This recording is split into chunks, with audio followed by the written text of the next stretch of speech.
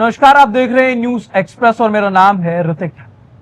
पश्चिम बंगाल में शुवेंदु सरकार के पावर में आते ही टीएमसी के ऊपर लगातार गाज गिरती जा रही। टीएमसी के अधिकारियों को गिरफ्तार किया जा रहा है, लेकिन अब ऐसे में टीएमसी के एक करीबी पूर्व डीसीपी को भी अब गिरफ्तार किया गया है। अब ऐसे में कई सारी बातें निकल कर आ रही हैं कि टीएमसी के साथ तमाम गतिविधियों में ये शामिल रहते थे और इसके साथ ही क्या क्या आरोप इनके ऊपर लग रहे हैं, क्योंकि 28 अप्रैल को भी बातचीत के लिए बुलाया गया था। क्या वजह है, क्या आरोप है और शुवेंदु सरकार किस तरीके से एक्शन मोड में आ चुकी है, इस पर विस्तार से चर्चा करने के लिए हमारे साथ हमारे वरिष्ठ सहयोगी अमीन अहमद हमारे साथ है।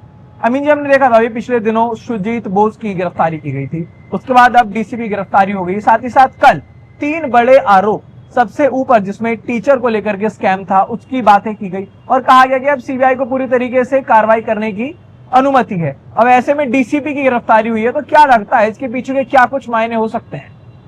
एक तरह से देखा जाए तो ममता बनर्जी को, जिस तरह से ममता बनर्जी ने क्या कहते हैं कि कांग्रेस को बर्बाद किया, ठीक उसी तरह से सीपीएम को बर्बाद किया। अब जो है वही फार्मूला जो है बीजेपी अपनाई हुई है, उसकी सरकार आ गई है। पहले से ईडी और सीबीआई ने जो है उसमें कर दिया और ये दूसरा सबसे बड़ा विकेट गिरा है, क्योंकि इनको बहुत खास माना जाता था, क्या कहते हैं कि ममता बनर्जी के, और ममता बनर्जी के कार्यकाल में बीजेपी का ये आरोप है कि इनके कई गतिविधियां हुई थी। उसके साथ ही साथ इनको 28 अप्रैल को जो ओपनिंग में आपने कहा कि इनको बुलाया गया था, उसके बाद से इनके कई ठिकानों पे जो है छापेमारी हुई। इनके ऊपर जो है पद पर रहते हुए कई दुरुपयोग करने के इल्जाम है। इसके साथ ही साथ इनके ऊपर ये भी आरोप है कि ये ममता बनर्जी के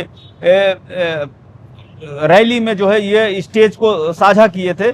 तो एक तरह से उसी दिशा में जो है बीजेपी सरकार पहुंच रही है। शुभेंदु अधिकारी धीरे धीरे ही जो है सभी लोगों को जो है तमाम जो लोग टीएमसी से जुड़े हुए थे या यूं कहे कि ममता बनर्जी का खुलकर समर्थन कर रहे थे, अब उन सभी पर गाज गिर रही है। तमाम नाम में निकलकर सामने आए। लेकिन अब गिरफ्तारियों की अगर बात की जाए, सुजीत बोस की गिरफ्तारी टीएमसी के लिए बहुत बड़ा धक्का था। उसके बाद अब विश्वास की गिरफ्तारी, पूर्व डीसी की गिरफ्तारी होती है। अब कहीं ना कहीं पीएमएलए को लेकर, क्योंकि मनी लॉन्ड्रिंग का जो एक्ट है वो इनके ऊपर लगाया गया है, इनके कई ठिकानों पर, इनके आवास पर छापेमारी भी की गई। तो क्या लगता है इससे टीएमसी के अंदर किस तरीके के भय का माहौल होगा?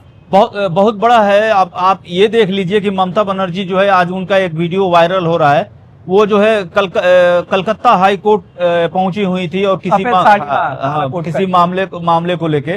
तो एक तरह से वो दिखा तो रही है अपने कार्यकर्ताओं को कि हम तुम्हारे साथ खड़े हैं, लेकिन अब वो असर नहीं हो रहा है जो असर होना चाहिए।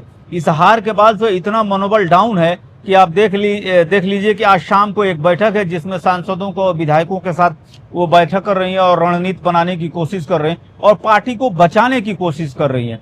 इसके बावजूद भी कई चीजें देखने को मिली। अमीन जी, जिस तरीके से आज वो कलकत्ता हाईकोर्ट पहुंचे, और कलकत्ता हाईकोर्ट कुछ नया नहीं है, पश्चिम बंगाल में राजनीति को लेकर कलकत्ता हाईकोर्ट के आना जाना लोगों का लगा ही रहता है। लेकिन ममता बनर्जी क्योंकि अपने आप को एक स्ट्रीट फाइटर वाली छवि दिखाती हैं वो, अब ऐसे में जब बंगाल में पहले कई बार हमने देखा था कि बीजेपी बार बार कहती थी कि यहाँ पे जो संस्थाएं हैं उनको काम नहीं करने देती टीएमसी, लेकिन आज वही ममता बनर्जी, क्योंकि कहा जाता है समय का कालचक्र घूमता है, तो आज वही ममता बनर्जी हाईकोर्ट का रुख कर रही है ये बोलते हुए। तो क्या ये माने कि जो ये गिरफ्तारियां हो रही, क्योंकि अभिषेक बनर्जी पर भी सीधा खतरा है, शुवेंदु ने सीधे बोला था, शुवेंदु अधिकारी ने, कि अभिषेक बनर्जी को जेल के अंदर डालेंगे तो जो बचे कुचे लोग हैं वो बच जाए, किसी तरीके से जो पार्टी है उसमें कहीं ना कहीं जो उथल पुथल हो रही है उसको एक बैलेंस करने के लिए आज ये कदम ममता बनर्जी ने उठाई, ये मानते हैं आप?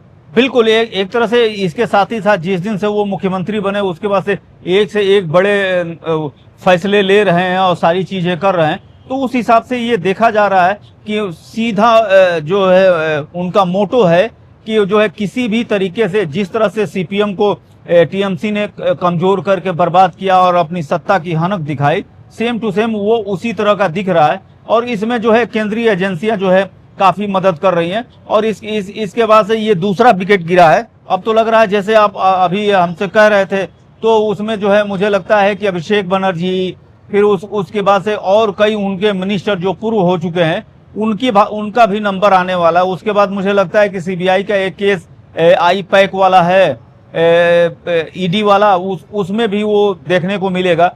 तो धीरे धीरे मुझे लग रहा है कि ये एक पोजीशन ऐसी आएगी, क्योंकि बीजेपी की ये पहले से जो है एक थिंकिंग चलती है कि पहले वो उस राज्य में घुसती है, फिर अपनी चीजों को बढ़ाती है, उसके बाद से सारी चीजें करने लगती है। अब उसका फोकस जो है पंजाब पे है। पंजाब में आप देख लीजिए कई जो है भगवंत मान सरकार के जो है मिनिस्टर पकड़े गए। तो एक तरह से वही पुराने वाले पैटर्न पे जो है बीजेपी काम कर रही है। और पश्चिम बंगाल में शुभेंदु अधिकारी सेम टू सेम जो है ममता बनर्जी के पैटर्न पे काम कर रहे हैं, और उसी तरह से स्लोली धीरे धीरे वो उन सारी चीजों को कर रहे हैं। जैसे आज उनका एक और भी फैसला काफी सुर्खियां बटोरी नेशनल मीडिया में, कि उन्होंने बकरीद पे जो पहले से जो बकरे काटे जाते थे, खुलेआम काटे जाते थे, तो अब उस पे वो बैन हो गया। हाँ, अब उस पे बैन हो गया है। आप जो है एक एरिया में जहाँ पे बाउंड्री घिरी होगी उसमें आपको करना होगा। तो वो सारी चीजें अब वो धीरे धीरे दिखने भी लगा है। और ये भी दिखने लगा है कि आपने देखा होगा कि पहले दिन जब वो शपथ लिए तो गेरुआ वस्त्र में थे। अब उनकी कुर्सी पे जो सीएम की कुर्सी है वो भी जो है योगी आदित्यनाथ की जो गेरुआ रंग है उसी के हिसाब से मिलता जुलता है। तो अब धीरे धीरे वो लक्षण दिखने। आज उनका एक और फोटो भी वायरल हुआ, जिसको सोशल मीडिया में काफी लोगों ने, जो बीजेपी समर्थक लोग हैं, उन्होंने तारीफ किया था।